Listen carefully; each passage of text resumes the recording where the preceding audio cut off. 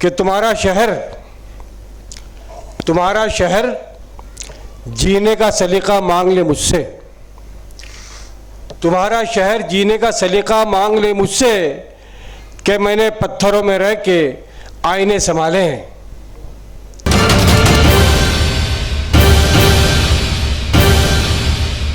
अगले मुकर्री हैं हमारे राशिद अजीम साहब।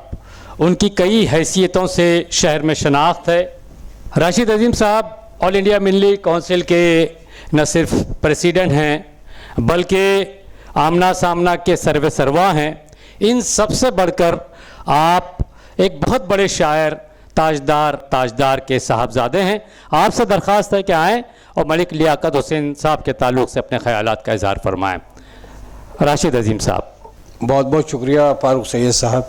आज के इस बावकार और बहुत ही बामकसद अहम प्रोग्राम जनाब मलिक लियाकत हुसैन साहब की 25वीं बरसी पर आप और हम सब यहाँ पर इकट्ठा हुए हैं।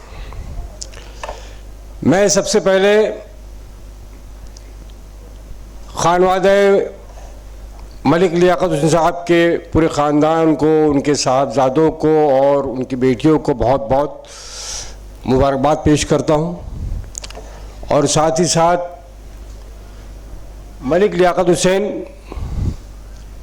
एजुकेशन एंड चैरिटेबल ट्रस्ट के सभी अरकान का बहुत बहुत शुक्रिया अदा करता हूँ कि उन्होंने इस प्रोग्राम को मुनक़िद किया, एहतमाम किया। और जितने मुंतज़मीन हैं जैसे कि फारूक सैयद साहब है, मेराज सिद्दीकी साहब है, वो शाना बाशाना इस प्रोग्राम में मोहतरमा ज़ेबा मलिक साहबा के साथ में लगे रहे। आगाज़ इस शेर के साथ करना चाहूँगा मैं कि तुम्हारा शहर जीने का सलीका मांग ले मुझसे। तुम्हारा शहर जीने का सलीका मांग ले मुझसे कि मैंने पत्थरों में रह के आईने संभाले हैं। मोहतरम हज़रात, मुझे बड़ा खुशी का एहसास हो रहा है कि आज ऐसी शख्सियत के बारे में कहने का मौका मिल रहा है जिन्हें हमने देखा है। मेरा ताल्लुक़ भी कुर्ला नेहरू नगर से रहा है बरसों तक। तो नेहरू नगर की जो सियासी समाजी जो सरगर्मियाँ हुआ करती थी उसमें कहीं ना कहीं हमारा भी हिस्सा हुआ करता था, सियासी तौर पर, समाजी तौर पर। लेकिन ये उस वक्त की बात है कि जब हमने अपना होश संभाला था। हम ये समझिए कि मलिक लियाकत हुसैन साहब के साहबजादे जो है रफ़ी मलिक साहब जो है मेरे दोस्त हैं, बहुत करीबी दोस्त हैं। हमने कुर्ला नेहरू नगर की सियासत में जो अपनी सियासी सरगर्मियां हैं, जो गर्म सियासत है, उसमें हम लोग बहुत ही आगे आगे शामिल रहे। यहाँ पर हमारी आपा बैठी है, बिल्किस आपा भी हैं यहाँ पर, जो हमारे साथ में रही हमेशा। बहुत सारे लोग हैं और कुर्ला की शख्सियात में से हमारे उस्ताद जनाब अजीज़ुर रहमान साहब है, जो अंजुम इस्लाम के टीचर, जो कि पूरी तारीख़ को जानते हैं, कुर्ला के हालात को जानते हैं, कुर्ला कल क्या था, आज क्या है और आने वाला कल कैसा होगा कुर्ला का, उस पर मैं समझता हूँ बहुत सारे लोग ये सोचते होंगे। जैसे कि मैंने कहा कि मुझे इस बात का फ़ख्र है, खुशी है कि मैंने लियाकत हुसैन साहब को देखा है, सुना है और उनसे बहुत कुछ सीखा है। सीखने की बात जहाँ तक है, हम देखते हैं कि नेहरू नगर की सियासत में बहुत लीडर आए। हमारे होश संभालने के बाद से लेकर हमने आज तक बहुत से लीडर देखे, लेकिन वो लीडर शासन और प्रशासन के तलवे चाटते हुए हमें नज़र आए।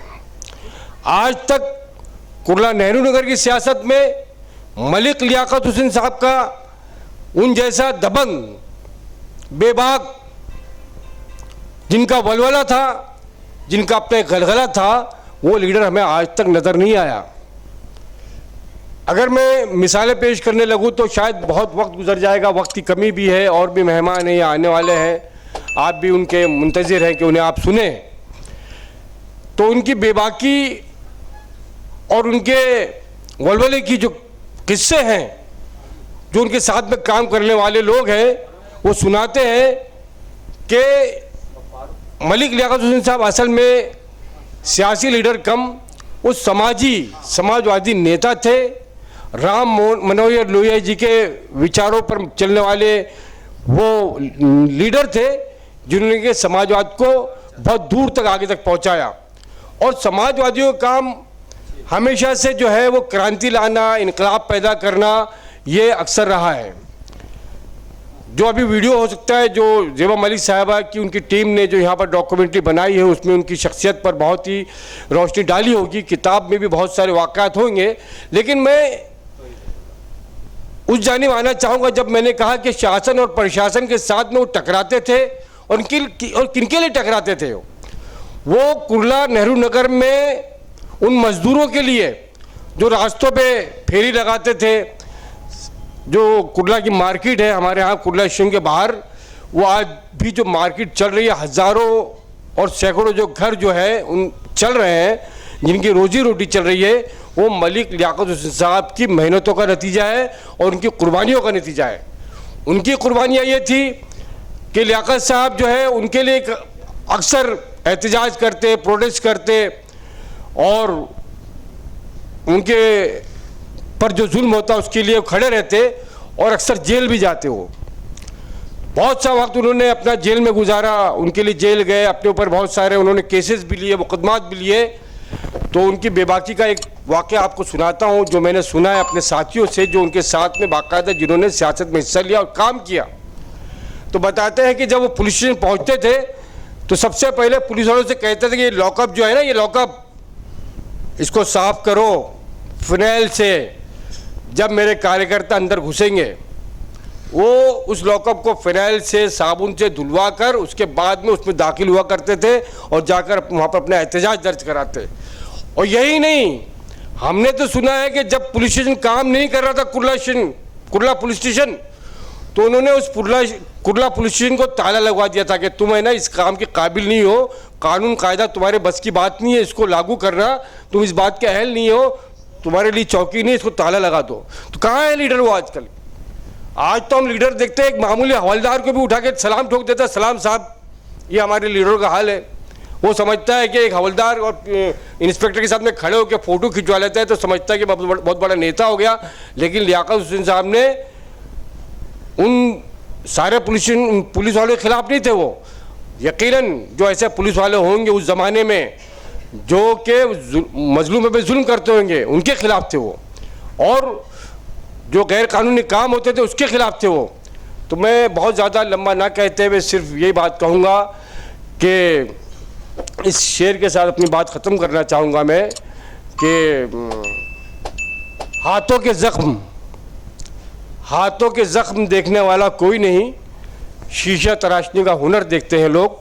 शुक्रिया, अल्लाह हाफिज़, जय हिंद।